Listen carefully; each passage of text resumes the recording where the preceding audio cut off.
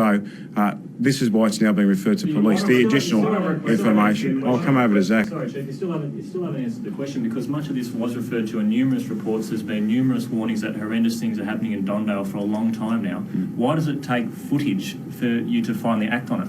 Well, the reports that have been made in the past had been referred to police and investigations had been undertaken. Now, I can't talk specifically about those investigations. I'll leave that to police to make the commentary that they can. But I do know that any complaints that were made were referred to either the Attorney-General's Department or to the Police Department for investigation. What came up last night was new information that I understand that both police nor Attorney-Generals had been aware of in the past, and that's why that's now being referred again. So why didn't you ask to see that video? With respect, John Elferink was well aware of the material that was in last night's Four Corners program. So was Ken Middlebrook. Ken Middlebrook had shown me some of that vision himself in his office.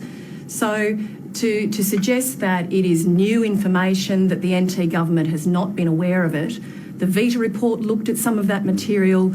Howard Barth and Colleen Gwynn have brought it to the government's attention in 2014. I know that the government currently has another report from the current Children's Commissioner. So it's a little disingenuous, isn't it, to suggest that this government had no idea about what was happening in Dondale.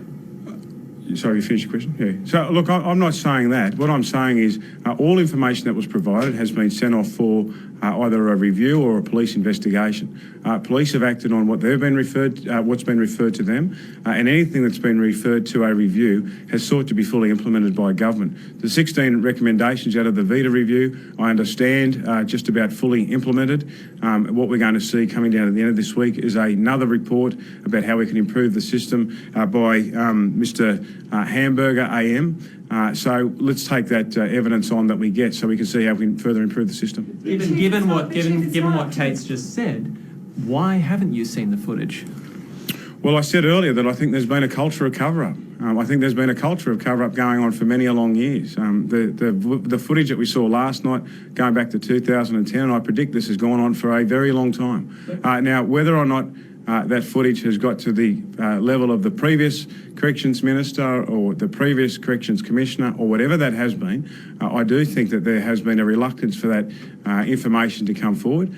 We've now seen it. It's the first time I've seen it, and we're going to take action on this. But the Corrections Commissioner was there on the evening. You can hear his voice in the background, so he was certainly aware of what was happening. And as I said, once again, the Howard Barth report has very clearly, so everyone in this room, you know, all the journalists knew there was vision. It's in the report. So why didn't the Corrections Minister know about it? Well, what we can say is that every piece of video footage that we were aware of, that we had evidence of, has been referred to police for investigation. The footage, every incident that was, pretty much every incident that was featured on Four Corners has been described in a report that has been released or discussed publicly by the government. The culture of cover-up was discussed in reports released publicly by the government. Investigations have been conducted, as you've just said, by corrections, by police, yet you're standing here and saying you haven't seen that footage. How can you expect people to take you seriously? And if you haven't seen it, isn't it a dereliction of duty that given you're in possession of those reports, you didn't go and look for it? Well, I think we need to take a step back in some of this stuff. What we've seen is that over a long period of time, there has been evidence given and reports given that there has been deficiencies in the youth detention system.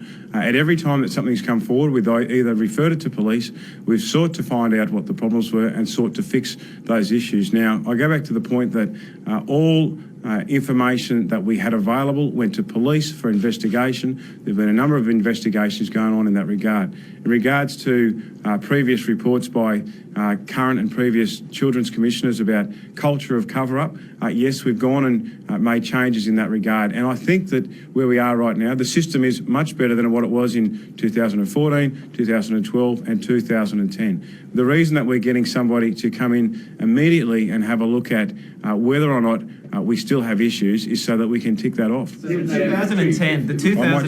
2010 incident, or the Alice Springs incident that was featured last night, that was the subject of a Supreme Court case and an acquittal. The footage of that is available on the internet. Are you saying you haven't seen that? And if you have seen it, are you satisfied with the investigation and the court outcome? The first time I saw the footage was on television last night. To answer that part of the question. Minister, you keep speaking about all of these matters having been referred to police, but the issue is It's government policy that runs the way that things happen in Dondale. It's government policy that determines how detainees are treated, how staff are trained. You can't just flick responsibility for last night's vision onto the police and whether or not they've investigated it. How much responsibility do you and your government take for the fact that everyone in this room has reported at some level on these stories over the last 2 years on events that have happened as recently as March last year, when you say the Vita report has been implemented and so everything's fine? Well, the Vita report wasn't fully implemented by March, but I'll go back to one point. When we came into government in 2012, undoubtedly there were challenges and problems in the youth detention system. We've been working very hard to try and fix many of those issues. What we're changing is a culture of an organisation within the youth detention system, and I think that we've come a long way in that time. Now, that's not to discredit any of that terrible footage that we saw on Four Corners last night. It was terrible footage, but we're seeking to improve the system. As I said, this is a long-term problem. That one of those children first came to the attention of our authorities in 2005, first entered the justice system in 10 or 11. This is a long-term problem that we're seeking to change. And there has been a range of efforts gone underway in the last 3.5 years, whether that's police investigations, whether that's getting out of a facility that didn't meet the standards required of a youth detention facility, whether that was setting up a new facility, whether that was training staff, whether that was putting in place new processes around intake, around schooling systems, around behavioural management. There's been a lot of things go on to date. So I think that we have certainly acted with the best intentions to improve the youth justice system, particularly in regards to detention.